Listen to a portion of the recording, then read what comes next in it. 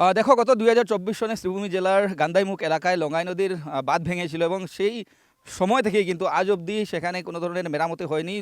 ২০২৪-এর পর ২০২৫-এর প্রথম বর্ষায় দেখা গেল যে প্রায় ২,৫০০ পরিবার ভুক্তভোগী হলেন, যার দরুন আজকে নিলামবাজার যে চক্র আধিকারিকের কার্যালয় রয়েছে সেই কার্যালয়ে এক প্রকার আন্দোলনে উত্তপ্ত পরিস্থিতির সৃষ্টি হলো। গান্দাইমুখ থেকে প্রায় কয়েক শতাধিক লোক আজকে চক্র আধিকারিকের কার্যালয়ে গিয়ে উপস্থিত হয়ে তারা এই যে পরিস্থিতি, এই পরিস্থিতির সুরাহা চেয়ে এক প্রকার স্লোগান দিতে থাকেন। এই মুহূর্তে সেই আন্দোলনকারীরা আমাদের সাথে রয়েছেন, আমরা কথা বলবো তারা কেন আজকে আন্দোলনের পথ বেছে নিলেন। যেহেতু আমি প্রথমেই বলেছি ২০২৪ সাল থেকেই এখানে ভাঙনের সৃষ্টি হয়েছিল, তারপর থেকেই আর কোনো ধরনের কাজ হয়নি, তো আপনারা আজকে আন্দোলনের পথ বেছে নেওয়ার এক পর্যায়ে গিয়ে পৌঁছেছেন।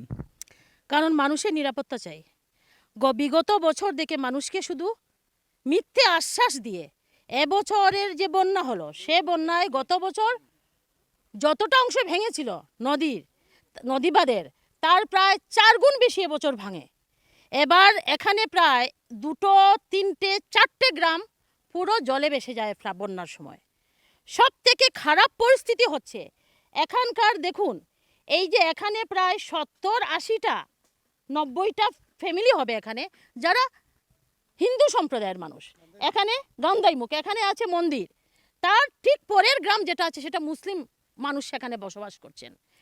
এই এলাকার যে জায়গাটা আছে, নদীবাঁধ যেটা আছে, সেটা ভেঙে যাওয়ার দরুন ওইখানে লামা বাহাদুরপুর পার্ট 2 রাস্তাটা পুরো নদীর স্রোতে ভেঙে গেছে। প্রায় ওখানে 1,500 থেকে 2,000 মানুষ জলবন্দী অবস্থায় ছিলেন। আজকে আমরা সার্কুলে যে মেমোরেন্ডামটা দিয়েছি, সেটার মূল বিষয় ছিল যে অতি শীঘ্র যদি এই মেরামতির কাজ হাতে নেওয়া না হয়, এই অঞ্চলের যে জনগণ আছেন আমরা সবাই এখানে বৃহত্তর আন্দোলন গড়ে তুলব। তার কারণ হচ্ছে গিয়ে মানুষ নিরাপত্তাহীনতায় ভুগছে।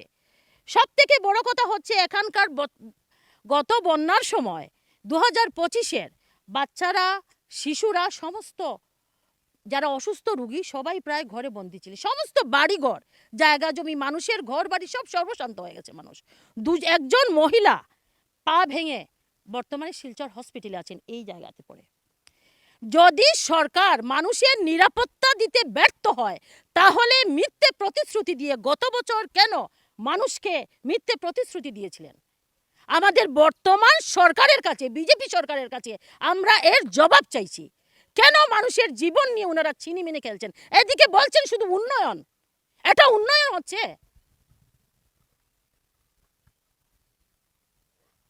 আজকে যদি এরকম উন্নয়ন হয় তাহলে মানুষ যাবে কোথায়? আজকে শোনা গেছে আমাদের যে অফিস আছে করিমগঞ্জের, যে কি অফিস ছিল ওটা,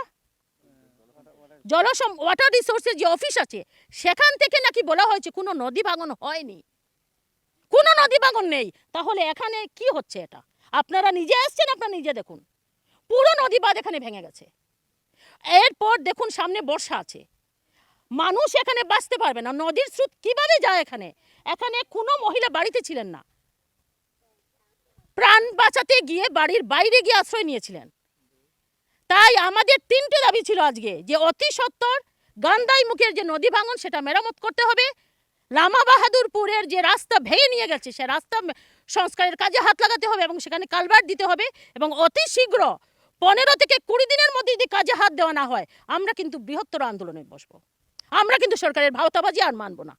নিশ্চয় প্রথম অর্থাৎ ২০২৫ সনের প্রথম যে বন্যা, সে বন্যায় প্রায় ২,৫০০ পরিবার ক্ষতিগ্রস্ত হয়েছেন বা ২,৫০০ পরিবার এর থেকে সমস্যায় পড়েছিলেন, যার দরুন আসলে আজকে কিন্তু এলাকার জনগণ, ভুক্তভোগী জনগণ মূলত নিলামবাজার চক্র আধিকারিকের যে কার্যালয়, সেই কার্যালয়ে গিয়ে তারা এক প্রকার আন্দোলন করতে বাধ্য হয়েছিলেন। আপনারা আন্দোলন করতে বাধ্য হয়েছিলেন, এখানের যে পরিবেশ পরিস্থিতি সেটা বিগত ২০২৪ থেকেই ভয়াবহ, এবার তো আরও ভয়াবহ হলো। এখানে গান্ধাইমুখের যে বর্তমানে যে পরিস্থিতি আপনারা দেখতে পাইবা, এখানে অতি ভয়াবহ। ফ্লাডের সময় একটা পরিবারের মানুষ বাড়িতে আসলো না। ফ্লাডের সময় সব মানুষ বাগি যার যারি যে কুটুম গাছ আছে সেখানে গিয়া যান বাঁচাইছে।